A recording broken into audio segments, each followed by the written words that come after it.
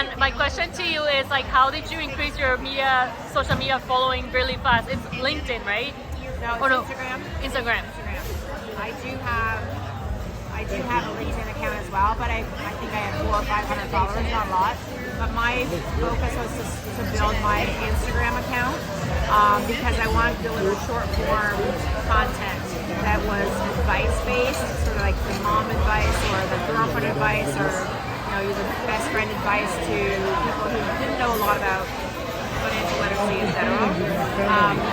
I started in May of 2024, and it was really about the consistency of putting out content. So I put out content 5 to 7 days a week, every week, because the algorithm likes it when you're consistent that way.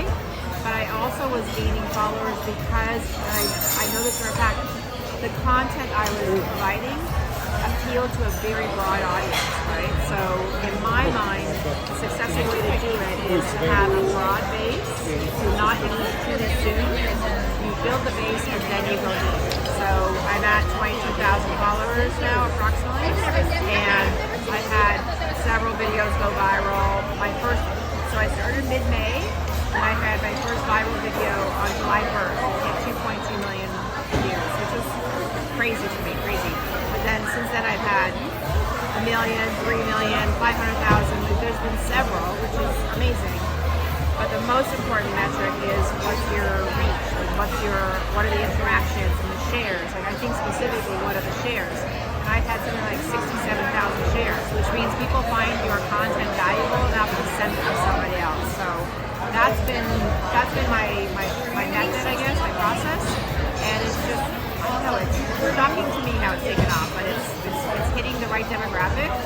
My demographic is actually ages 20 to 65, which is surprising to me, and 67% female. But that's who I wanted to resonate with. So for whatever I'm doing and however the algorithm likes me, it's putting me in that category, and I gained the right followers. So it's been an interesting ride. So is it a certain topic that appeals to people? Like it's like, I think like entertaining or serious or like just. I'll finish that still. Thanks. So the topic is. This is where I had to get over the cringe factor because it's using terminology that I'm not comfortable with. But the words that resonate online or Instagram, for instance, is what do the wealthy do that you don't do? Or how do you get rich? Or how do you stay poor? I don't like any of that. It makes me uncomfortable to talk that way. But again, I was talking about the cringe factor earlier where I'm not comfortable saying that. But when you realize you're actually speaking to people and delivering valuable advice and you're actually changing their life because they're like, oh, I didn't even know that existed, or I didn't know I should think that way. That's what's given me, confidence, and it warms my heart to know that people are actually, it's basic stuff to me, but I've also been working for 30 years. And when I think about 20-year-olds looking at my content, this is the first time they're hearing it and they have no one giving them this advice. So I kind of fell into being the mom advice, or the advice your mom never told you, or the advice your mom couldn't tell you, or your girlfriend or your best friend. So it's kind of evolved into that. But for me, it's just sharing what I had here and recognizing that I've learned a lot. I genuinely care about educating young people, women, whatever. And if I can provide anything, I will. That's my goal. So it's a combination of mindset and education together, yeah. Absolutely. Did you find did they convert to investors or people want to work with you, or? I haven't asked yet. I was just talking about this. So like my month 0 to 3 months was really to build following, to build engagement, to build trust, to build credibility. That was my plan anyway. No one said to do it this way, but in my mind, this is the way I want to do it. And now I'm at month 3.5. So 3.5 to 6 months is about now talking more specifically about what I do and how I have accumulated wealth. My focus is creating generational wealth, creating financial literacy, creating confident investors. That whole concept I really care deeply about.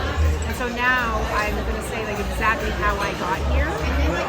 And if they're interested in investing, that's a great, fabulous thing. If they convert, great. But for me, that whole Instagram page is all about sharing wisdom, creating confident investors and demystifying the whole, wow, finance seems really complicated. It doesn't have to be, so I'm trying to demystify it. So I know when my daughter's college-age friends reach out to me and DM me and ask me for specific stuff, like I put together this little budget of, girls, you have utilities to pay, you have like your phone and things, and then whatever's left over, that's when you get to go buy margaritas or whatever, right? So they saw that my daughter was using this, and she's a junior in college in the States.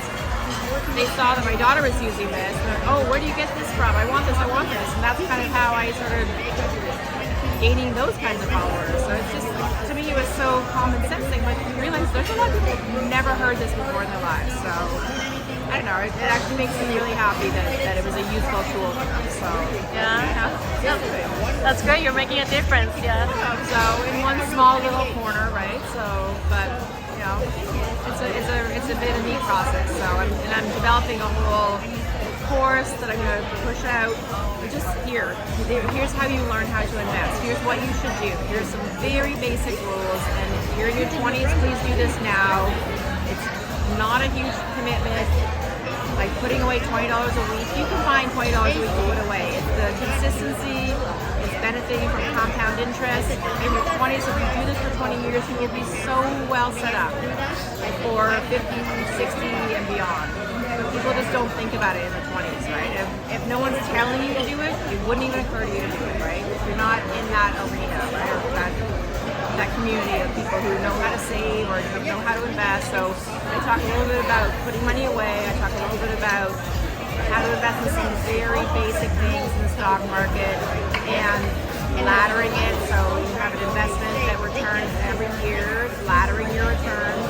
But it's also a little bit of, here's what it looks like to invest in the stock market, but as a risk diversification play, here's what a long-term play looks like, such as real estate funds, which I love. Real estate is a well-performing asset, and here's how you can park some money for the long term, and that will pay dividends down the road, right? So it's just sort of providing some basic advice like that. So. Yeah. Well, those are great money management advices, and yeah, don't touch the money. Don't touch it. Put it away. Save it. Spend less. Store it, Don't be a put it consumer. someplace you Yeah. can't touch it, and just let it grow. Exactly. Yeah. Thank you so much. Thank you.